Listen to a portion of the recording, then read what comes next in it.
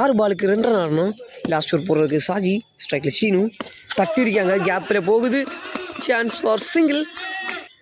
இந்த மேட்ச்சில் லெஜெண்ட்ஸ் டீமா அருமனை டீமா ஃபைனலுக்கு போகிறாங்கன்னு பார்ப்போம். தட்டிருக்காங்க. எரிஞ்ச அவுட்டா? Ampere decision அவுட்டுங்க. 4 பாலுக்கு இன்னும் 1 ரன். நல்ல டேக்கனுங்க. இங்கே விக்கெட். இன்னும் 1 விக்கெட் மட்டுமே தான் வெளியே இருக்குது. பாலுக்கு 1 ரன். Last wicket.